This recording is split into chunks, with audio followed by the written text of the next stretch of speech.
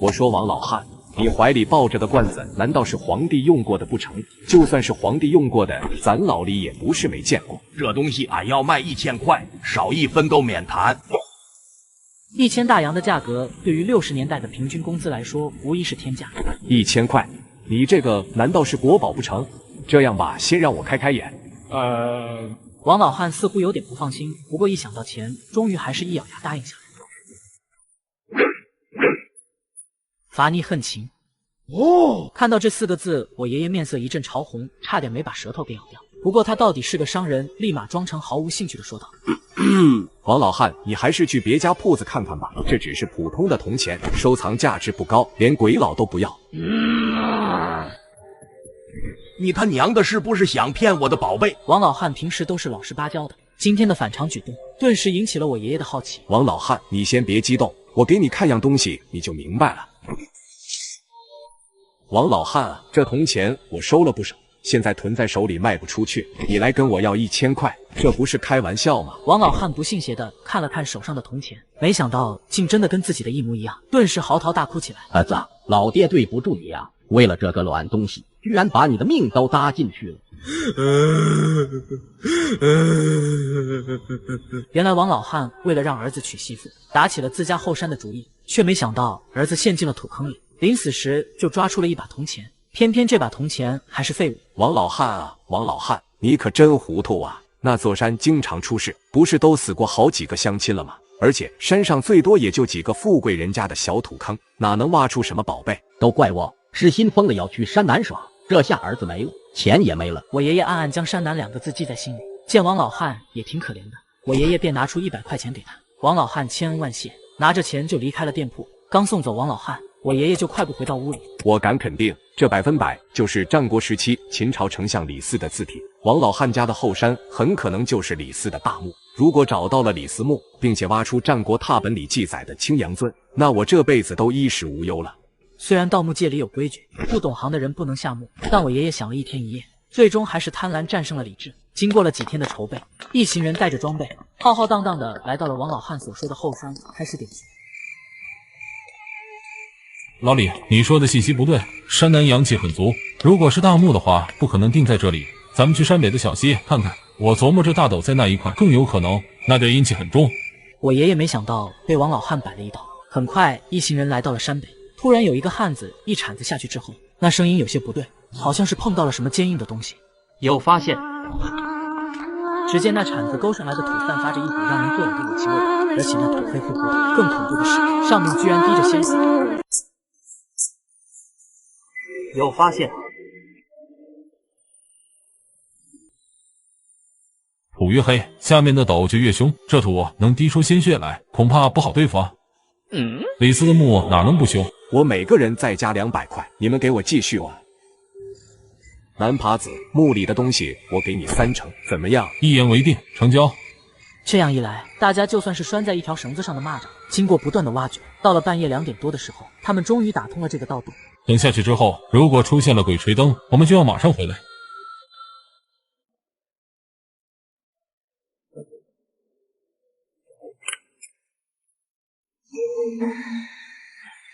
不好，我们赶紧离开。但诡异的是，那盗洞竟然不见了，所有的人都傻眼了。这是怎么回事？好好的盗洞怎么会无缘无故消失了？与此同时，蜡烛的火焰却变成了一层幽雾。完了，这地方居然出现了黑煞。黑煞是个啥子东西？怎么让你这号人物也害怕成这样？黑煞就是成了精的大粽子，是所有粽子里最凶的一种，百年难得一见。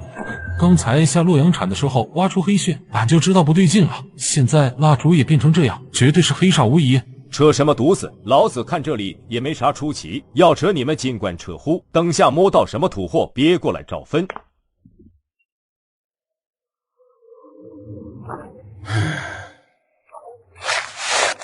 老李，我们跟上。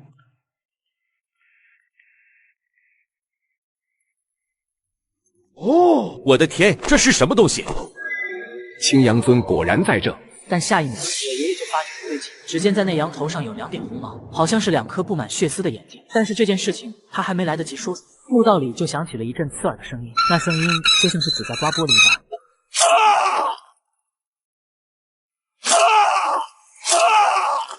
快走！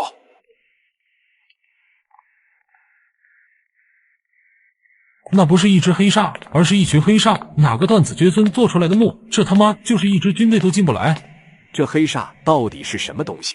黑煞这种东西是湘西赶尸流传出来的，这玩意一般人不敢弄，太损阴德，以后会断子绝孙的。我琢磨着，这墓道两边的人估计从婴儿时期就被锁进了石壁里，把他们当猪羊一样圈养。光这样还不行，还得想着法子虐待他们，到18岁怨气冲天的时候，用铁水封住七窍做成粽子，才有可能成煞。这东西平时一辈子都难遇到一只，没想到在这里遇到了一群，想来这斗里有什么不得了的东西。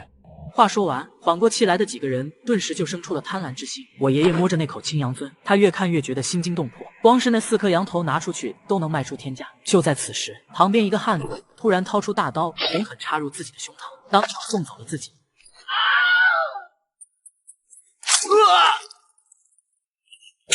老李，快醒醒！这是怎么回事？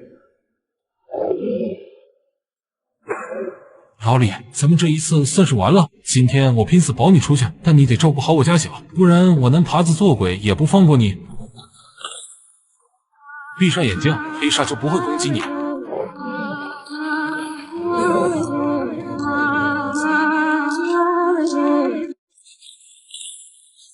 闭上眼睛，黑煞就不会攻击你。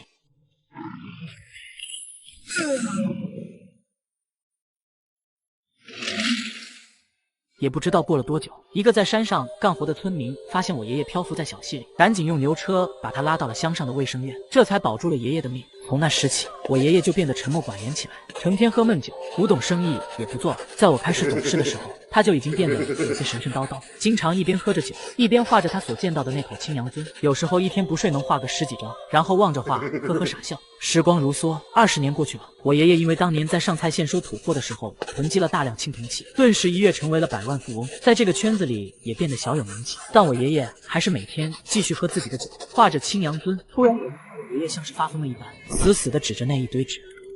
我看到他了，他要来找我了。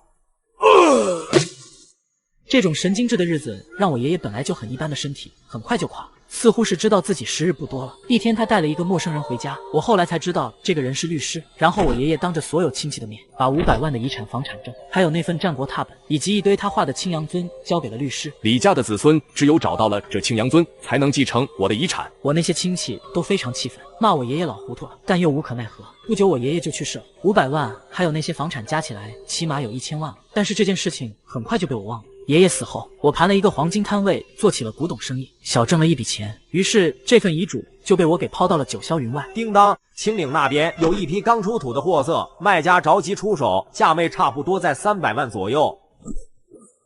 没想到这次的货色居然是一件西汉的玉蟾蜍。西汉的玉器虽然多，但是这么雕工精湛的玉器还是比较少见的。有一个北京来的商人想要玉蟾蜍，愿意花500万的天价买。我尼玛，这一来二回就是200万的利润了。最终我咬咬牙借了高利贷，很快就落实了250万的贷款，连夜赶到了秦岭，找到卖家，一切都很顺利。我花了200多万带回了那个白玉蟾蜍。然而当我回家仔细检查后，才发现这次我看走眼了，这根本就不是什么西汉时期的蟾蜍，只是一个做工顶级的赝品而已。我他妈中了朋友的仙人跳！我回过神的第一反应就是跑路，但我借的可是高利贷，到时候还不上钱，恐怕就要白刀子进红刀子处了。走投无路的我只好向那些亲戚朋友求助，但一听到我借钱，不是说没有，就是直接挂电话。我几乎把认识的人的电话都打了个遍，但是1毛钱都借不到。这下真的完了。喂，您好，李叮当，这个月的店铺租金怎么还没打过来？房东，这2天就给你打过去了，刚进了货，钱还没盘出来。挂了电话，我下意识地拨通了一个号码，这个算是从小跟我穿一条裤子长大的铁哥们。胖子，我完了。紧接着，我将受骗的经过一五一十地告诉了他。叮当，听得我心里都堵成一团了。但你就是说的再惨，我也帮不了忙啊。老子他妈现在在潘家园摆地摊呢，你要个几万块钱，我还能拿出来。这你妈欠了250万高利贷，就是把胖爷这身肉剐了都赔不起。我就是临死前找个人说道，你有多穷，老子又不是不知道。叮当，你爷爷不是留了一份遗嘱吗？你要是能找着遗嘱里的那个东西，钱不就还清了？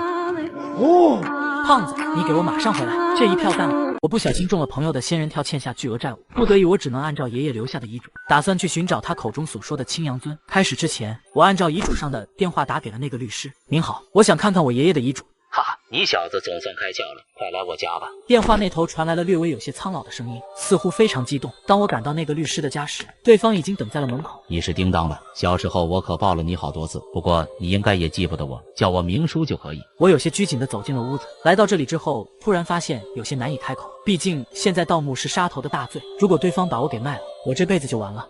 我跟你爷爷有很深的交情，只管按照遗嘱上的去做，不用担心别的。这些是你爷爷存在我这里的资料，不过都是复印件，原件都存在银行保险柜里了。原来秦始皇在临死前让李斯把一件制笔封在了青阳尊里，等他死后一同下葬，不让外人得知。明叔，就算我能找到青阳尊，你又怎么肯定他是真的？如果是假的，这份遗产你就继承不了。我浑身有些发毛，于是拿上那些资料，赶紧起身告辞。如果你真的对这份遗嘱有兴趣，可以去你爷爷的老房子里看看。这个明叔到底跟爷爷是什么关系？他既然是一个律师，又怎么会对青阳尊如此了解？回到店铺没多久，胖子就乒乒乓乓的拖着一个大行李箱走进来。效率可以啊，胖子。废话，这种大事没我胖爷镇着怎么能成？而且潘家园也不好混了，只能捣鼓点假货卖给外国佬，待着也是浪费时间。赶紧收拾好，跟我出趟门。我总觉得爷爷的老房子里会有线索。我说叮当，你爷爷真会挑地方，这鬼地方我都看得发毛，人怎么住得下去？胖子，你别废话，有钱人的生活你懂个屎，这叫回归乡村。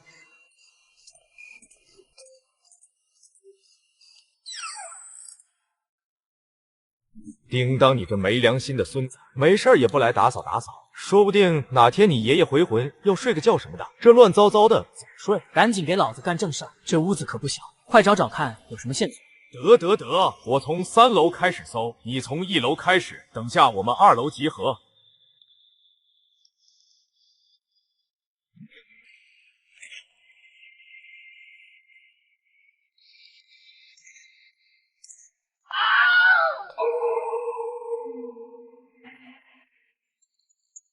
你他娘的什么情况？不就是几个牌位吗？有什么好怕的？赶紧看看有什么发现。李叮当，你这爷爷究竟是什么人？不会是神经病吧？你看这些牌位上全都写着一个日期，连姓名也没有。这30-50个牌位放在这里，就是观音菩萨来了，也得给阴气吓跑。我们赶紧走吧，这栋房子压根就是一座公墓，肯定没别的东西。不对啊，日期不对，奇怪了，我爷爷好像没跟我说过这个日期的事情。他在上蔡县到李斯墓，应该是1960年那会儿。我皱着眉头，觉得十分怪异。我见这里实在没有什么东西，就和胖子下了2楼。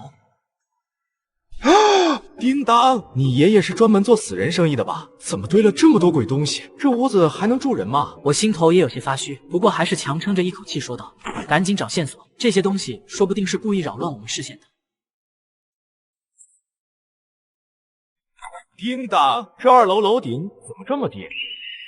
胖子的话让我突然抓住了什么。胖子，快上3楼，这屋子他娘的肯定有夹层。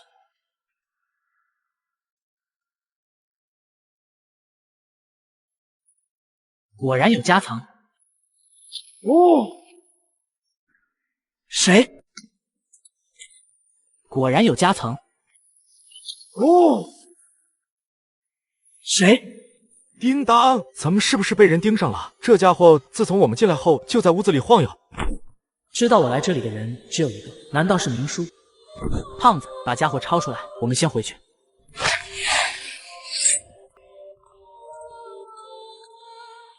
胖子，你会不会是眼下看错了，或者是流浪汉什么的？老子又不是神仙，哪里清楚？叮当，是了，大斗的位置就在这儿，都标出来了。这是一张上蔡县的手工地图，每个点都十分详细，还有一些用铅笔画的线条，似乎是我爷爷导购的路线。不过上面有一个血红色的大叉，让我有些不安。这是在向我警告什么吗？李斯之心何其疯狂，他是要让多少人给他陪葬？2进李斯墓，我害死了所有人，线索永远埋在地下，我是罪人，要给死去的人赎罪，永远别进那个地方。在笔记本的最后一页夹着一张相片，这是一张10多个人的合影，站在最中间的正是我爷爷，笑得很开心。明叔站在我爷爷左边，还有一个不认识的大胡子站在我爷爷右边，板着一张死脸，唯一的特点就是右手少了个大拇指。没想到爷爷当年第1次盗斗失败之后，居然又组织人进行了第2次挖掘，而且从他那笔记本上的信息来看，他们第2次倒斗之行甚至比第1次还要惨烈。叮当，这一单要做的话，光我们2个肯定不行。你知道他是谁吗？当年赫赫有名的土夫子曹四指，右手少了个大拇指，却能在粽子棺里夹出殉葬品。现在潘家园还有人记得他，他都搞不定的土坑，我们去那就是送死。胖子，我是欠了一屁股的债，没办法，前面就是刀山火海，也得往下跳，你自己要考虑清楚。考虑个屎！老子都从潘家园收摊了，你要敢抛下老子，非把你得活劈了不成？我有些感动，知道胖子拿我当兄弟，我这边有个人选。胖子，你还认识什么能人不？最好懂木的，但是有点心太黑的绝对不能要。这个斗要是泄露了风声，恐怕我们汤都没得喝。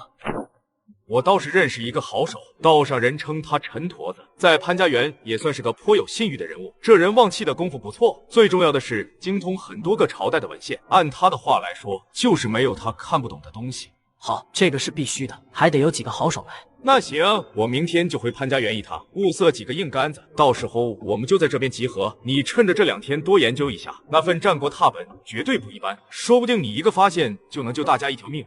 行，胖子你尽快回来。我老是觉得那个明书不对劲，不管了，如果到时候不行，咱们就自己把青阳尊给处理了。这个东西看样子就值钱。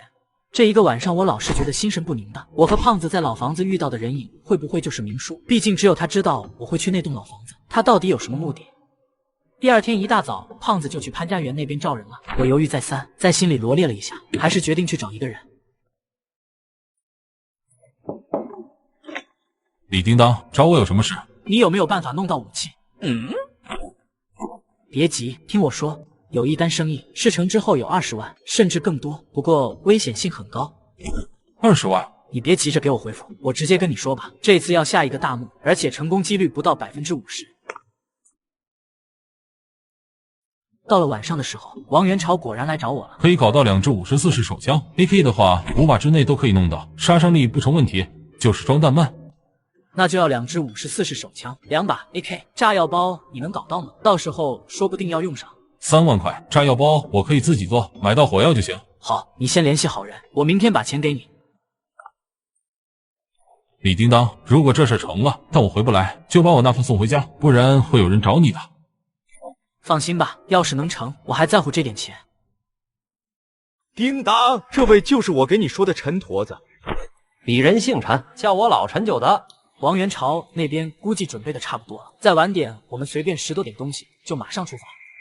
要的，娃子适得谨慎。有批游窜的土夫子前个月在天津给逮到，不到2天马上就给毙了。现在打击地下署口号很严。一切准备完毕。好，我们出发。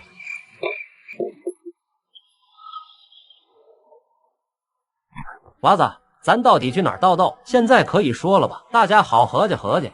上蔡县哨子村，我们这一次的目标就在那边。哨子村？哨子村怎么了？你要早说是哨子村，说不得咱得重新考虑一下了。那里是个鬼村，现在根本就没人敢去那地儿。差不多20年前，哨子村就变了。之前起码是个正常的村庄，该种地的种地，该干嘛的干嘛。但是从那时候起，村子里的青壮年身体就不行了，别说种地，就是下床都喘气。到后来就跟个废老鬼一样，整个村子里的人刷刷死了一半，剩下的也是人不人鬼不鬼的。你说这种地方谁敢去？是不是有什么传染病啊？日本鬼子当年不是弄过细菌炸弹，给村民挖出来了。狗屎细菌，日本鬼子都给打走多少年了？而且当时还有一件怪事，京都那边派了2个医生想把病人带回去检查，不过才开出村子没多久，病人就死了。那2个医生回京都没过多久也相继暴毙，再加上哨子村太偏僻，干脆就把这地方从地图上抹去了。这事儿当时道上的人都知道的。后来有人说这村子风水不好，给人挖了不好的东西出来，全村的人这才遭到了诅咒。接着扯，胖爷也是混道上的。怎么我就没听到这些乱七八糟的东西？去，不听算了。有人拦路，有人拦路，抄好家伙。你是李叮当吗？我是明叔叫来入伙的。怎么又是明叔？他到底想要干嘛？你认错人了，我们是去收麦子的。慢着，娃子，敢问前面的可是四姑娘？四姑娘是几个意思？这他妈不是男的吗？娃子，如果你信我的话，就听我一句劝。你应该知道大名鼎鼎的曹四指吧？这人是曹四指的亲儿子，一身导斗本事，出神入化。咱们这一趟没他不行。曹四指，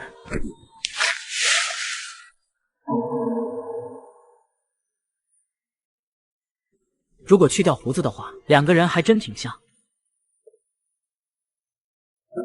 这四姑娘到底是什么人？你个老头子，赶紧说道清楚。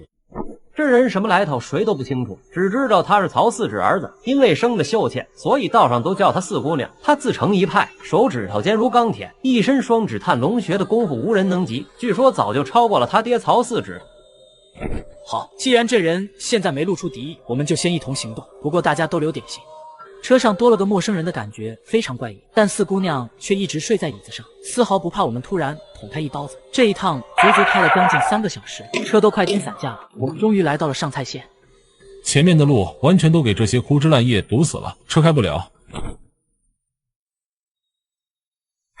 要去邵子村，就得继续往东南方向走，穿过这座山应该就差不多了。只不过现在2点多了，我们是不是等明天再行动？现在就走，别停留。听他的，走就走，难不成咱几个带把的爷们还不敢摸黑上山了？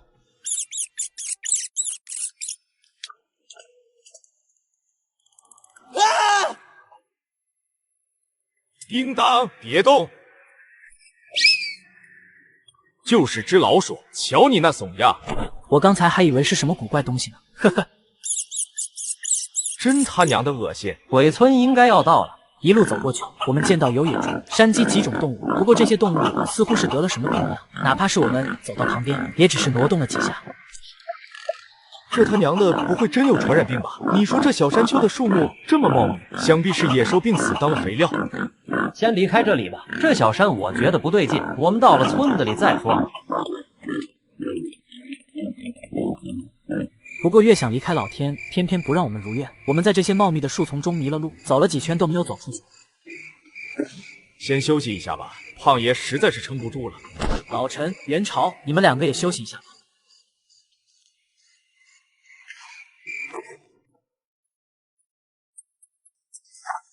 哦，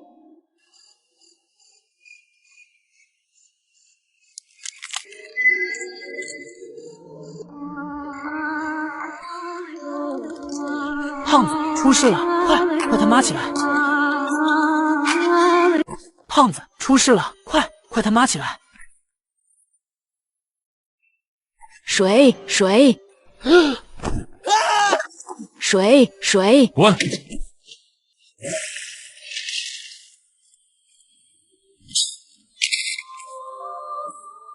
干嘛杀他？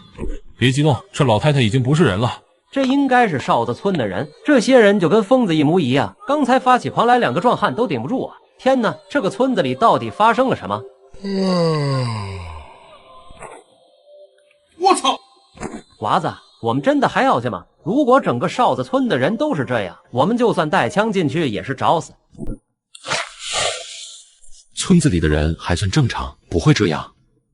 什么叫还算正常？他们跟正常人不一样，这里很可能是出了什么东西，我们不把源头找到，是别想安生的。四姑娘这么厉害，这也给她看出来了。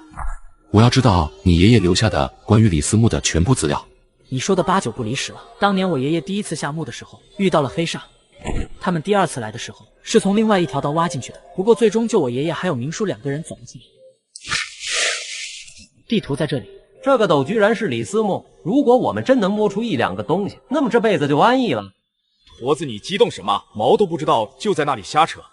你个小胖子懂善！李斯是华夏历史上权力最大的宰相，在秦始皇病重的时候，他的话甚至比秦二世还管用。有传言说，在被满门抄斩之前，李斯找了一个模样和自己相似的家伙顶替了自己，他本人压根没死，而是带着秦朝的重宝隐居了起来。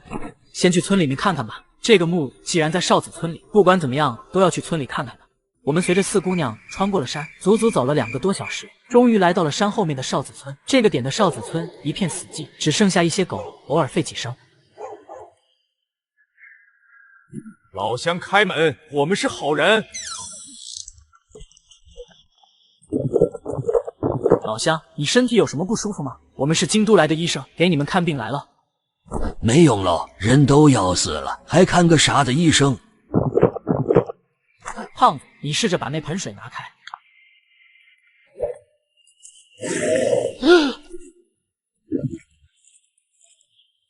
这哨子村的人似乎不是生病，反倒像是中邪了。怎么说？元朝，你摁一下这老头的肚子。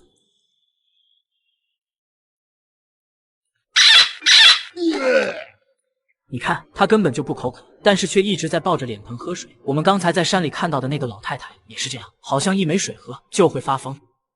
叮当，听你一说，好像还真是这样。你看这老头肚子圆鼓鼓的，跟孕妇一样。不过这老头除了有点傻，其他的都挺好。我们明天再把情况摸清楚点。这座村子实在是有点诡异。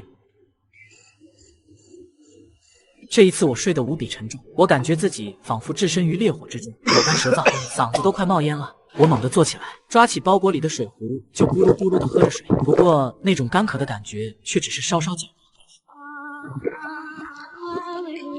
看来我们都中招了。看来我们都中招了。我们刚才有没有被什么东西咬到？或者睡觉的时候有谁接近过我们吗？一路上我们都擦了强烈的驱蚊药油，应该没什么咬到我们。而且刚才是我在放哨，绝对不会有外人接近这间屋子。完了完了，怎么感觉有虫子在我肚子里乱钻？滚！你他妈别瞎扯！四姑娘，你有什么看法？不是中毒。大家先别慌，现在我们除了有强烈的口渴欲望外，并没有其他的事情。我们先摸索出到底是怎么一回事，到时候有什么突发情况也好应付。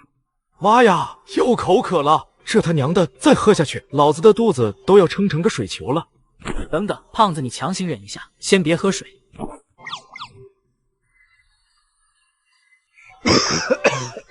胖子，你感觉怎么样？没事吧？他娘的太难受了，喉咙像是着了火一样，好干，好渴。快把水给胖子灌下去！他娘的李叮当，成天进出这种馊主意，胖爷这200斤的肉，差点因为你几句话撂在这里了。我说小胖子，就刚才是怎么了？怎么突然变成那样？我也不清楚，只感觉好像有什么东西钻入我心脏里，然后就疼得死去活来。村长，村长他们是谁啊？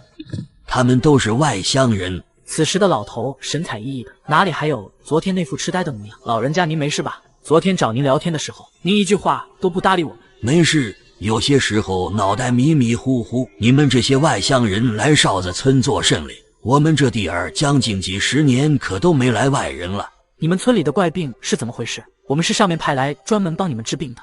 哈哈，好，娃儿你不用治病，心诚病自然就好了。一旦你心诚了，你就可以看到他们。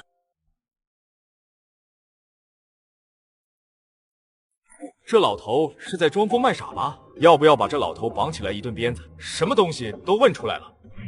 他是不是装疯卖傻不知道，不过当你说治病的时候，他的眼神有点凶厉。这个老人一定知道很多事情，昨晚那副样子很有可能也是装出来的。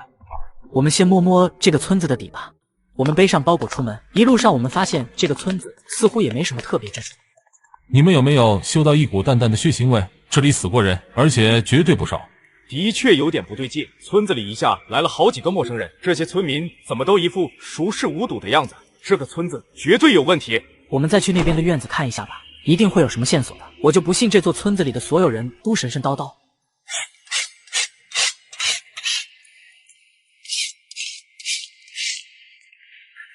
他娘的有狗！不好，把那只狗抓起来宰了。你们留在这里，等到了中午点，找到这座村子里阳光最充足的地方，往下挖6米。如果挖到什么东西，马上停手，等我消息。我说老陈，你他娘的别在这里唱白脸吓人了！这娘娘腔说什么？我怎么一句话都没听懂？我一开始还没注意到，但你们刚才有没有发现一个细节？四姑娘让元朝把狗宰了的时候，说的是字正腔圆的普通话，跟这里的口音相差很多。但是那只狗却听懂了四姑娘的话，一下就跑了。这是一条通音狗，而且你有没有发现，刚才那狗是条大黑狗？黑狗阳气是最足的，所以我们土夫子常常用黑狗血破邪。但这条大黑狗居然给通音了，这说明附近的地下肯定埋着什么恐怖的玩意，出个粽子王都说不定。那接下来该怎么办？现在我们是进退两难，只能看四姑娘能不能解决村子里的东西啊，要不然我们都得变成这样。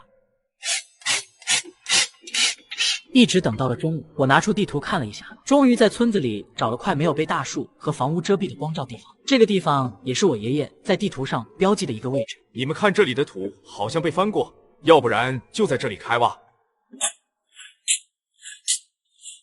有发现，有尸体，这里也有。他娘的，这村子到底是什么情况？死人怎么连副棺材都没有，就直接埋进了土里？不对，这个女的是被活埋的。先别挖了，情况不对劲。好，先回老村长的屋子。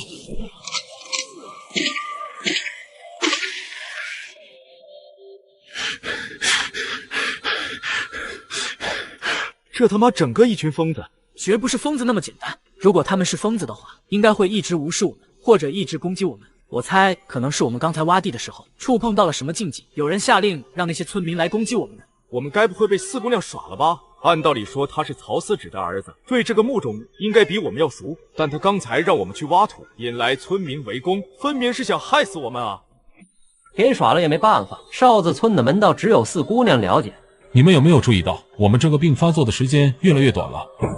一开始好像差不多1个小时，然而仅仅是1天之后，我每隔半个小时就要大口喝水，才能缓解那种燥热的感觉。他娘的，再过几天，我们不是得趴在水沟旁随时喝水了？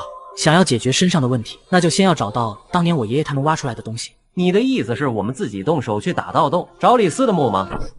与其这样完全被蒙到鼓里，还不如主动去调查我爷爷他们到底挖出了什么。我有种预感，这个村子之所以会变成这样，肯定跟我爷爷当年挖出的东西有关，甚至很可能就是那口青阳尊。华子，你是不了解其中的厉害，这样贸然行动，很可能把大家都搭进去了。还是等等四姑娘吧。我赞同李叮当的话。我也赞同。陈老头，你要是对四姑娘那么有信心，就自个儿留在这儿，看她会不会来救你。好，我们今晚把水带足，水壶、水袋什么的都装满，等全村都睡觉了，我们再出发。然而当天晚上，我们一直等到了12点多，不仅没等到老村长回来，而且发现附近的几户人家也都没有回来。他娘的，这些人都不用睡觉的吗？这座村子里的人好像一下子全都失去了踪影，不会是因为我们到来的缘故吧？快过去看看发生什么事情！你们等等，这是人血！这村子到底在搞什么鬼？这些血不会都是人血吧？走，快过去看看！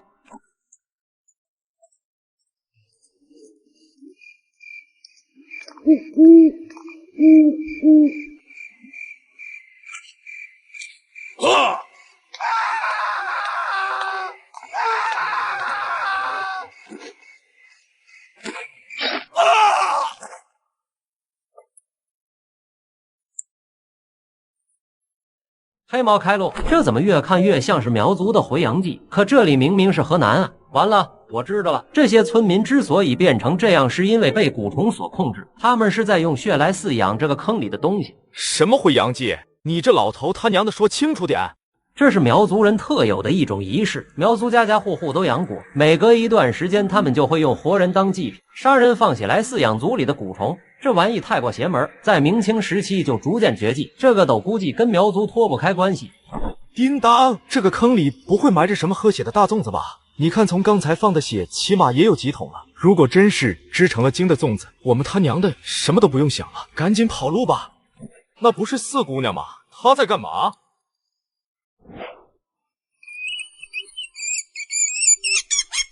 他在学黄皮子叫呢，这家伙是想用黄皮子来骗这些村民吗？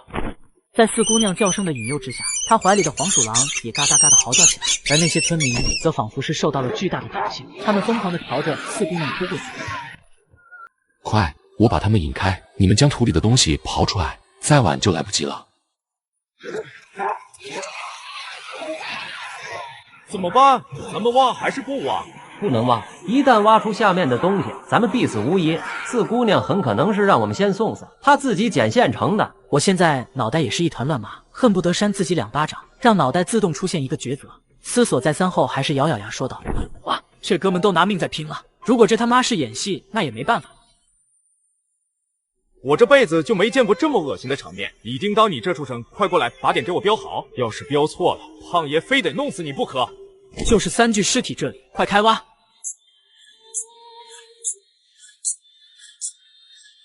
看这土质，明显被人翻过，估计真是你爷爷当年定的点。这要是能挖个金疙瘩来，回去胖爷我买2箱子元宝烧了，孝敬你爷爷。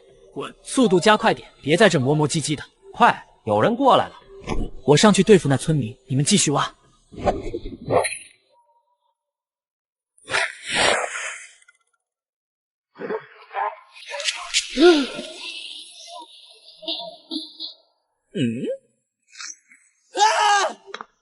这他娘的棺木里头有呼吸声！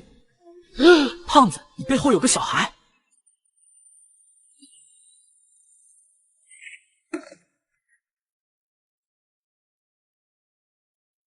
六子养棺，这他妈是蜈蚣棺啊！你们怎么会招惹到这东西？这可是古代的藩王用来镇守皇陵的，这就是你们说的宝贝吗？老陈，你哭什么哭啊？赶紧先说清楚，这玩意到底是什么来头？我们还在下面呢。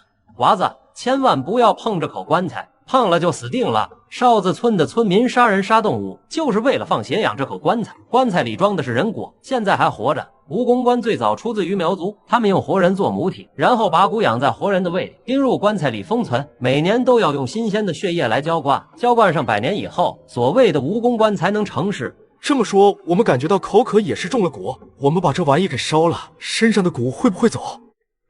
烧死这人骨，我们就死定了。还有这里的村民也会被身体里的蛊虫吃光内脏，这玩意就相当于母体，由人蛊控制其他蛊虫。这里村民的那些怪异的行为，很有可能就是这个蜈蚣棺控制的。一旦它出现什么问题，我们身体里的蛊虫就会暴动。别挖了，赶紧上来吧！尝尝胖爷的厉害！叮当，你没事吧？那些村民都回来了，保不相当好，实在不行的话就扫射。不行啊，这扫射下去罪过就大了。这些村民都还活着呢。没办法，要是他们冲过来的话，我们必死无疑。挖到东西了吗？是不是这口蜈蚣棺？对，时间要到了，跟我下去开棺。开什么棺啊？这里面是人骨，开出来就死定了。你别当我们什么都不知道。四姑娘，咱什么都不说，这是我们第一次合作，我们现在也算是一条船上的人，你需要帮忙，我们更需要。你做事之前，麻烦跟我们说一下原因好吗？这样我们心里也有个底。再啰嗦就来不及了。再过一会儿，那些蛊虫就会钻入我们的大脑，我们就会变得跟那些村民一样无药可救。现在怎么办？到底要不要跟这家伙走？索性赌一把，总不能被蛊虫缠死吧？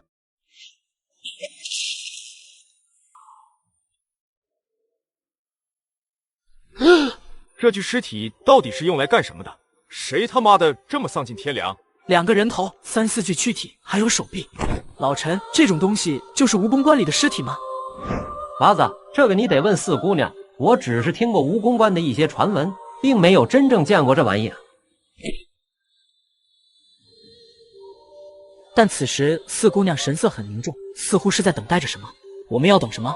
这是人骨，他现在处于休眠状态，我在等他醒来。这种东西的肚子里饲养了成百上千只蛊虫，一旦他醒过来，就会释放出新的蛊虫。我们这些人就是他的目标。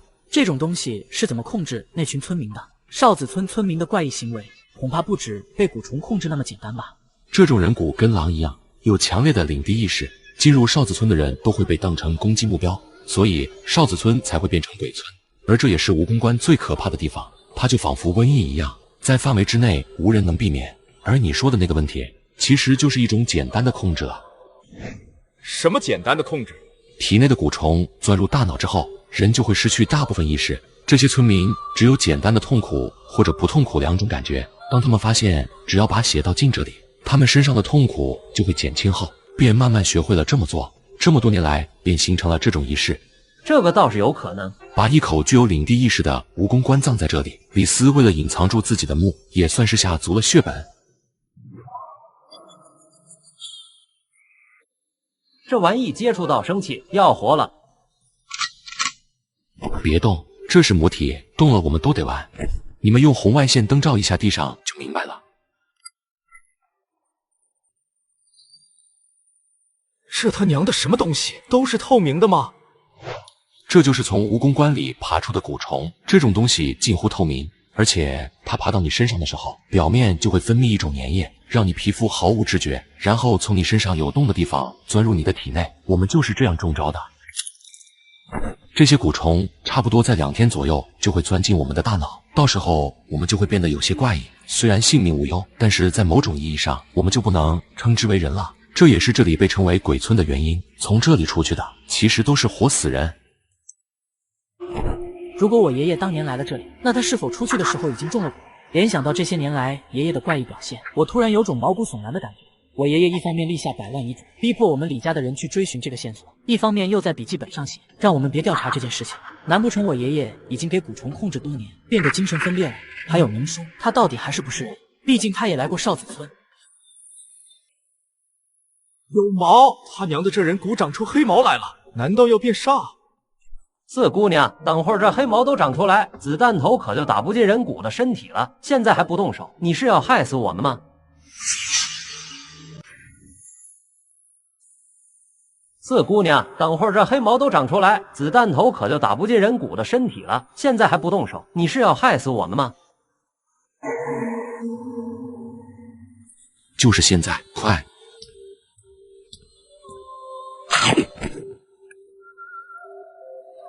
不想变成那些村民的模样，就照我说的做。等这具人骨成了黑煞，你们就完了。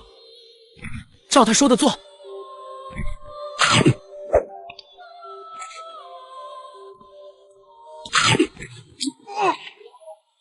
王元朝，我们一起按住尸体，别让他起来。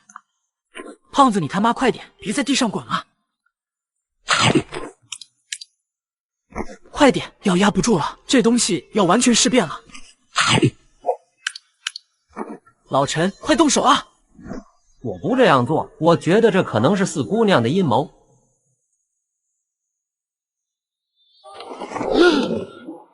完了，变成黑粽子了。叮当，你他娘的黑驴蹄子怎么没带啊？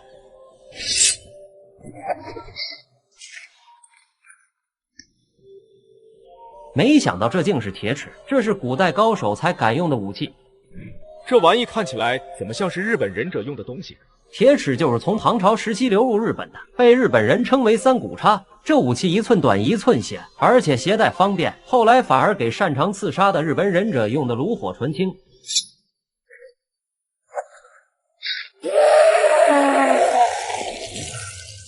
婆子，我看走眼了，这小子果然有点门道。他手里拿的不是普通铁齿，而是发丘中狼将的镇尸齿。什么是镇尸齿？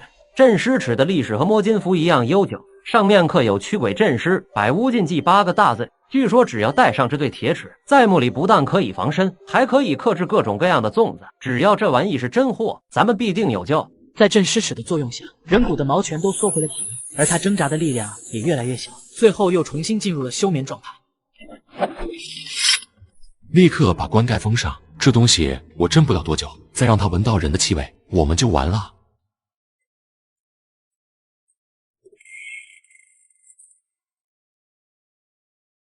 妈的，老子现在跟做梦一样。以前混生活的时候也做过土夫子，自以为见过天地了，今个儿来到这疯子村，摸到这蜈蚣关才知道，以前那叫玩过家家。咱这正事还没摸到边，就遇到这档子凶官，我他妈回去就跟帽子叔叔自首，说我借高利贷，让他们赶紧把我关进小黑屋。胖子，以后咱哥俩就算天各一方了。叮当啊，你放心，现在追债的人这么专业，哪里会让你进去？说不得你还在路上就给人堵上了，到时候胖爷天天给你骨灰盒上3炷香，咱哥俩还是在一块。元朝，那些村民走了吗？怎么不见动静了？应该不在周围了，很安静。回去吧，这一趟能捡回条命来就算不错了。明天一大早再离开，夜路不安全，周围的林子太茂盛了，有什么危险很难发现。小心！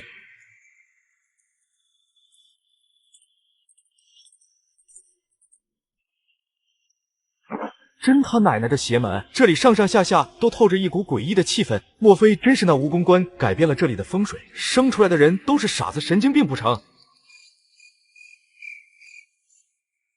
四姑娘呢？刚才不是还在我们周围的吗？不会出事了吧？我中了朋友的仙人跳，欠下巨额债务，不得已，我只好按照爷爷临终前留下的遗嘱，前去寻找他所说的青阳尊。没想到第一天就出事了，我们竟然遇到了蜈蚣关。更糟糕的是，里面还有一个人，而且还是就在人骨吸收了生气，即将变成黑煞时，四姑娘用镇尸尺成功将人骨镇住，我们这才逃过一劫。对了，老陈，你刚才怎么死都不肯按照四姑娘说的做？难不成这里有鬼？哼！看他亮的兵器，应该是当时唯一的发丘中郎将。但是金个见他行事诡谲，哪里有半点规矩？要我说，他是苗疆邪术的传人才是真，不能碰棺材里的尸体，这事谁都知道了。而在粽子身上滴血，让粽子接触到新鲜的血液味道，才是大大的禁忌。管他娘的，什么吉不吉利？明天咱爷几个就天高皇帝远了。这大粽子吃了胖爷的血，记住了又能怎么样？难不成还坐飞机过来咬我？切！我去外面转转。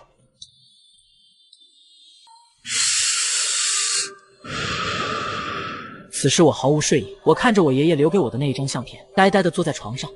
我说叮当啊，赶紧睡觉了！你他娘的还能从相片里看出个媳妇来？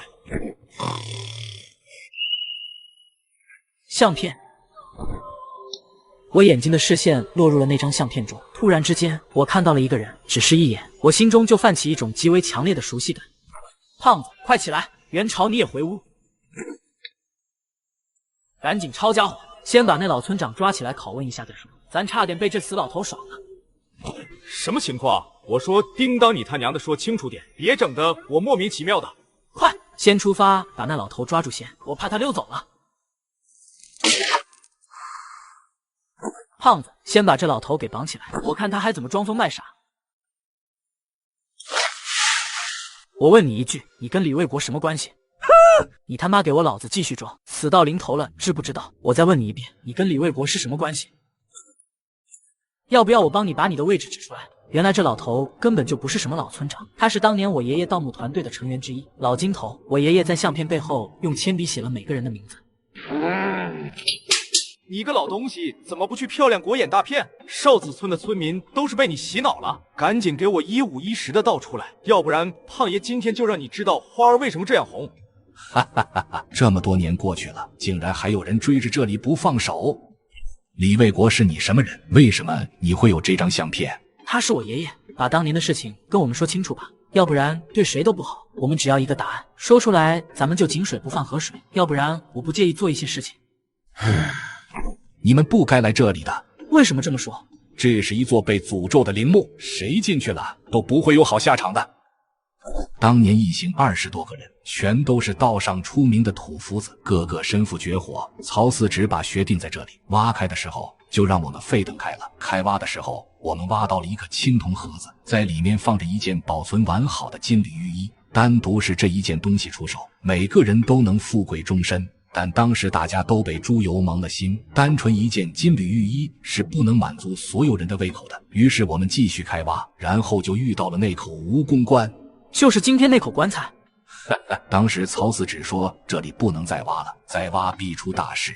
立马有人嗤之以鼻，阿明和你爷爷就是另外一方的代表。这是一次千载难逢的发财机会，光墓冢的周围就发现了随意弃置的金缕玉衣，那墓里面呢，这一单绝对能让我们一夜暴富。然后呢？然后我们移开那蜈蚣棺，继续开挖，进入到了墓里。我们从来都没有见过如此奢靡的土坑，在外围的墓室，我们已经发掘到了数十件瓷器，这些东西包括那件金缕玉衣，拿出去出手的话，起码得1000万。我们当时已经停不下来了，这种陵墓或许我们所有人10辈子都难得碰到一回。我们决定把这里扫空，做完这一票就可以安享晚年，却没想到这竟是悲剧的开始。当天晚上，2个保管瓷器的人死了。怎么死的？给人杀了吗？不知道，或许是吧。晚上有3个人放哨，这2个人死的时候，头瞳孔扭曲，好像是看到了什么恐怖的东西。我们检查的时候发现，这2个人是活生生被吓死的。然后第2天又有人死，这次死的人面带笑容，好像是在做什么美梦一样。他也是保管那些瓷器的人，连续3天都有人死，而且都是保管那时来见瓷器的人，这让我们无比恐慌，因为我们在墓里压根没发现打斗痕迹，这些人怎么死的我们都不知道。这些极其珍贵的东西到后来居然变成了烫手山芋，除了几个胆大的，根本没人敢去触碰这些瓷器以及那件金缕玉衣。所有拿东西的人都死了，会不会是黑吃黑？当时一共有20人，在墓里莫名其妙的死了12个，剩下8个不是同一派系的人，不可能是黑吃黑。在死了第12个人之后，整个队伍崩溃了，没人愿意继续向前，我们落荒而逃。我当时也是穷得一干二净，一咬牙狠心把那10件瓷器捞了出来。让人意外的是，我居然没事。出来之后，这东西自然要归我。那你他娘的怎么又会留在这里，还把这里的村民教唆成人不人鬼不鬼的模样？本来我自然是要走的，但是某些事情却让我起了疑心，所以我并没有离开。那时候除了我弟弟还有家里的一个亲戚，其他的5个人或多或少都跟你爷爷有点关系。虽然东西是我带出来的，但是那种情况之下，你爷爷要硬分几件也没得说。这事儿本来就是吃拳头，拳头就是道理。我爷爷他们没拿吗？我觉得里外不对劲，在夜里我偷听到你爷爷、曹四指还有阿明3人的对话，我没敢靠得太近，但意思就是说东西不能拿，谁拿了就得死。我猜他们是想等我死了以后再黑吃黑。为了保险起见，我让我弟弟和亲戚2人带着一半的瓷器离开，先去外面把这批货给处理了，然后再带上信得过的好手返回少子村。我则是继续蛰伏在这个地方，看看你爷爷是不是要杀个回马枪。我在这里等了2个月，却一点消息都没有。我开始暗中怀疑我弟弟和那个亲戚背叛了我。那时候我已经在老林子里待得受不了了，于是只能回到村子，装作是迷路的商人。大山里的人还是很淳朴的，我很快就取得了他们的信任。当我休息了1个月后，决定回去看看到底发生了什么事。然而我足足摸了几天都找不到出路，不过我却发现了让我无比恐惧的东西。啥子玩意？我弟弟和我亲戚的尸体，他们直挺挺地死在帐篷里，死之前的神情和在墓冢里的那些人一模一样，五官彻底的扭曲变形，不知道发生了什么事。而那5件瓷器就放在他们的胸口上。回来之后，我想起了曹四指的话，越想越觉得不对劲，于是我就怂恿几个村民带着几件瓷器出去卖，结果他们的下场完全一样。我开始明白为什么你爷爷他们不要的这些东西了。我还乐观地以为这是巧合，于是试探了几次，却发现这些瓷器真的不能拿。我他妈到现在还不敢离开这里。有这么邪门吗？那如果你不拿这些东西，不就可以出去了吗？我爷爷出去之后也没见他们有什么事情啊。小兔崽子，你爷爷是什么货色我还不知道，他们一定是知道什么秘密。当我们发觉到那件金缕玉衣还有那些瓷器的时候，他们根本摸都不摸一下。要是那晚我没听到他们的谈话，估计现在尸体都被蛆虫给吃了。我他妈敢出去吗？老金头嘴巴里的东西，我爷爷从来没对我说过，我只记得他一直对那口青阳尊念念不忘。其实按照价值来说，这10件瓷器的价格未必会低于那口青阳尊，但是我爷爷为什么会对这玩意如此发了疯的痴迷呢？为了解开这个谜团，我们再次回到蜈蚣关的位置。叮当，我们给4姑娘耍了，这娘娘腔自己进了墓。这就是老金头说的那个盗洞吗？一想到这里面很有可能藏着价值千万的宝藏，我的手臂都忍不住发起抖来。叮当，我想试试。我中了朋友的仙人跳，欠下巨额债务，不得已，我只好按照爷爷临终前留下的遗嘱，前去寻找他所说的青阳尊。没想到第1天就出事了，我们竟然遇到了传说中的蜈蚣关。更糟糕的是，里面还躺着一个人骨，而且还是活的。就在人骨吸收了生气，即将变成黑煞时，4姑娘用镇尸尺成功将人骨镇住，我们这才逃过一劫。然而就在我们打算打道回府时，4姑娘却自己一个人偷偷下了墓。叮当，我想试试。我看王元朝的表情，就知道这汉子应该跟我一样，被钱逼到走投无路的地步了。叮当，人生能有多少次机会遇到这种土坑？哪怕是不拿东西，咱也要进去见识一下，是吧？正所谓实践才是唯一的出路，何况他娘的下面不是有个先锋开路了吗？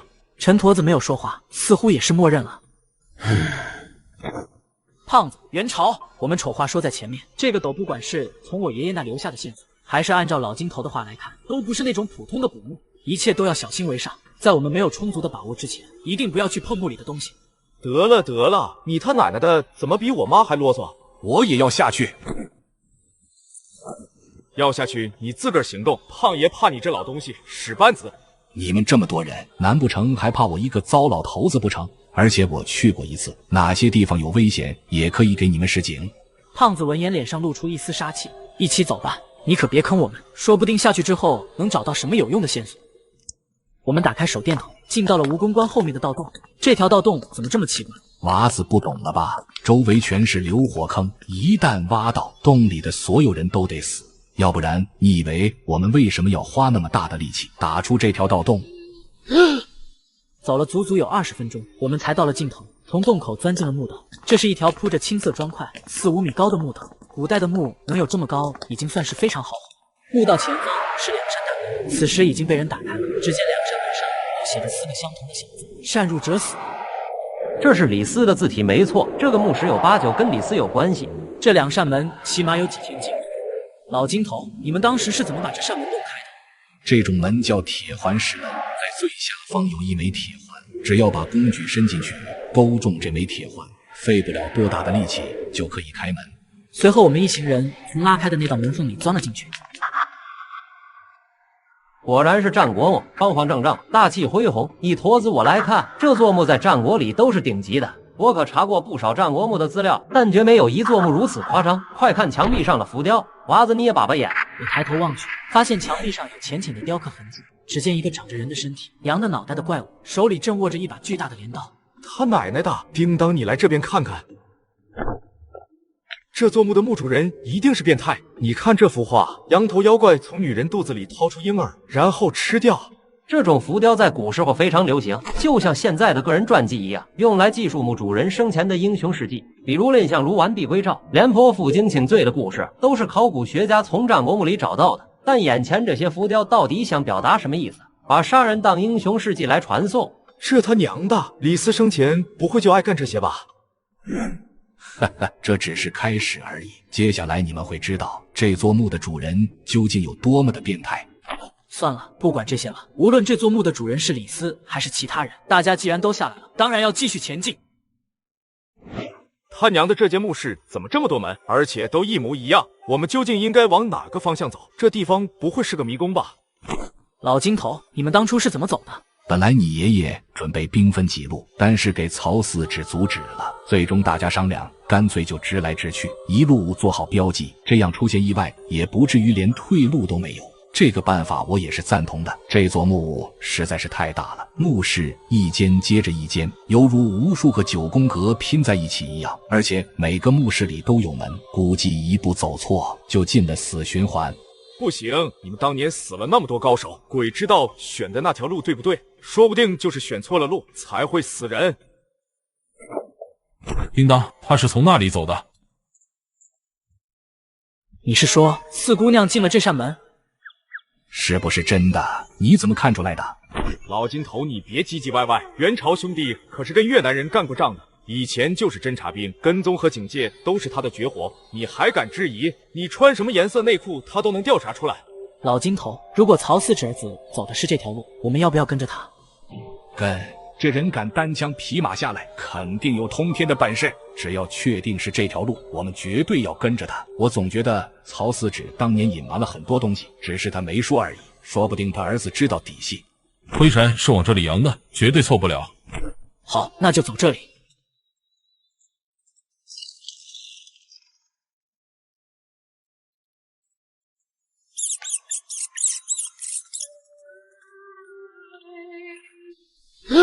胖子，有点不对劲，赶紧把家伙掏出来。不对劲，你还关灯？这里黑咕隆咚的，要是突然跳出个粽子，咬上一口，胖爷上哪儿哭去？这个地方太狭窄了，先出去再说。安全。他奶奶的，你们小心点啊！刚才那鬼东西刷刷就不见了。此时我真是连哭的心都有了，这影子到底是从哪儿冒出来的？你们照一下头顶。我们抬头望去，发发现墓室的顶部竟然悬挂着一块巨大的青石板，我吓了一大跳。这石板少说也有上千斤，如果这玩意是机关的话，一砸下来，估计我们全都会变成肉饼脸。把招子放亮点，再看看。然而这一次足足等了10多分钟，那个影子都没有再出现。正当我们稍微放松时，忽然间我看到一张煞白的女人脸从青石板后露了出来。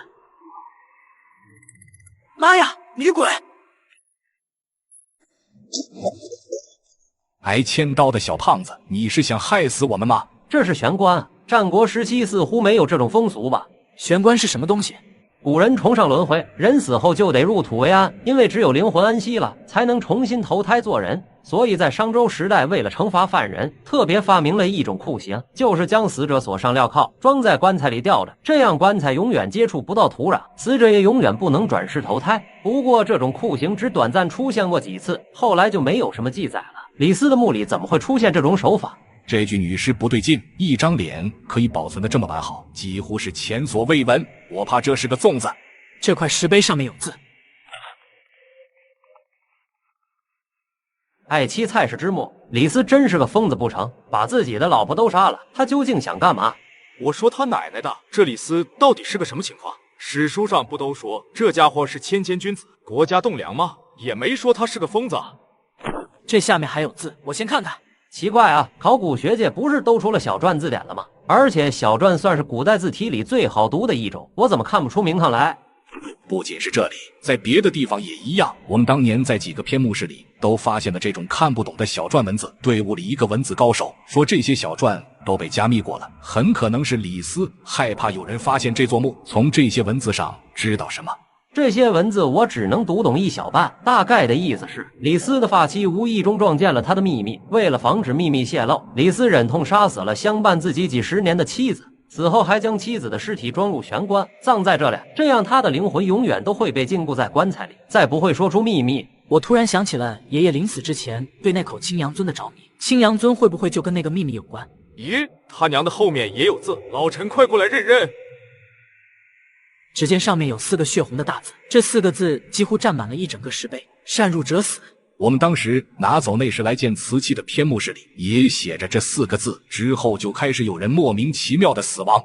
正当我们说话的时候，我猛地听到了一阵铁链子晃动的声音，我下意识地抬起头就去看那具蔡氏女尸。让我感到毛骨悚然的是，此刻那具女尸竟然在慢慢的蠕动。快跑，这是只粽子！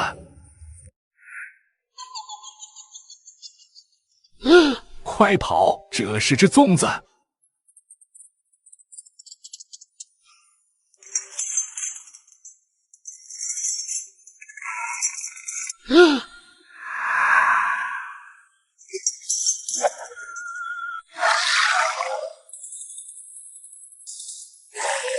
好，这只粽子已经彻底变异了，子弹根本就打不进去，再拖下去就是咱们的死期。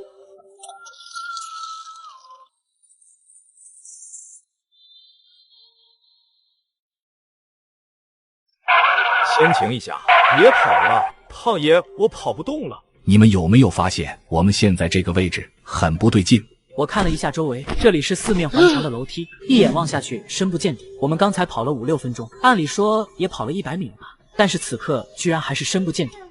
这会不会是鬼打墙，想故意绕死我们？要不这样，叮当和老陈你们在前面走，我们在后面看着。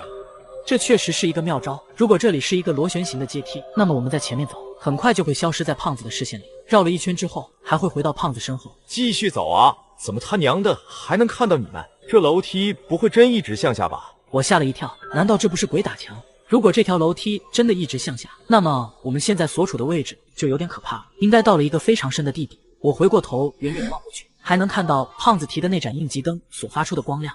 多走一段路，这一次走久一点。快往回走，不对劲！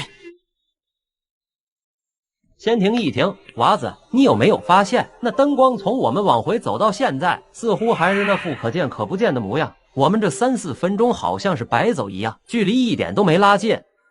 胖子在吗？听到回个话。胖子，娃子，你别喊了，你看看这里。难怪我们的声音传不远。这是多孔墙壁，专门用来吸收声音的。因为造价非常昂贵，所以在古代只用于祭祀上天的皇族宗庙。李斯在墓里用了这种手段，是打定主意不让我们的声音传递出去。我们继续往上走，看看有没有什么发现。这是个死局啊，目的就是要困死我们。别急啊，老陈，我们好好琢磨一下，应该有某些细节被遗漏了。我们一点食物和水都没带，再不尽快找到出路，后果不堪设想。这个楼梯绝对有鬼。按道理来说，我们越往地下走，温度就会越高，这种温度加成是很明显的。但是我们刚才根本就没感受到这种温度，而且我差点忘了，有一个人已经比我们早一步来到这里，他现在估计都从楼梯里出去了。以前听人说古人聪明绝顶，我还嗤之以鼻，毕竟落后了几千年的文化，再聪明又能怎么样？但今天驼子我算是大开眼界了，这种楼梯就是现在的高级工程师都做不出来。就在这时，我和陈驼子都听到了一阵怪异的声音。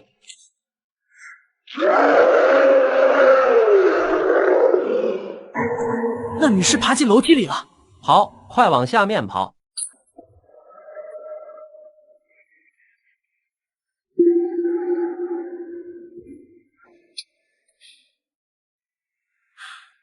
叮当，那声音越来越近了，这样下去我们迟早会被追上，这东西根本就不会累的。我们2个人死死地盯着前面的路，但奇怪的是，我们明明可以看见女士趴在远处不动，但是从声音的大小来判断，却是这具白毛将已经离我们越来越近了。我脑袋里灵光一闪，似乎抓住了什么。老陈，把枪给我！这他妈是镜子反射。我们其实一直都被那盏应急灯给迷惑住了。当我们看到灯光的时候，就会下意识地以为我们还是在一条直线上。殊不知，在某个位置的时候，这条楼梯已经弯曲，而我们却天真的以为自己在笔直的往下走。可是有个问题还是不对，我们发现不对劲的时候，立刻掉头往回走。当时我们走了很久，还是没办法靠近胖子他们。如果这是一条螺旋通道，我们往回走的时候，应该是可以重新回到原来位置的。这就是这个机关的精髓，还是那些镜子起了作用。我们往回走的时候，一直是以胖子的应急灯做参照物，很可能无意中又踏进了某个岔路。也许镜子后面就是出路，但镜子折射出来的却是一面墙壁，甚至从不同角度去看镜子，呈现出来的画面都不一样。我们都被镜子给骗了。娃子，你能找到出路吗？找不到。虽然现在已经明白了这个楼梯的原理，但也许此刻我们已经陷入了某条岔道之中，想要出去比登天还难。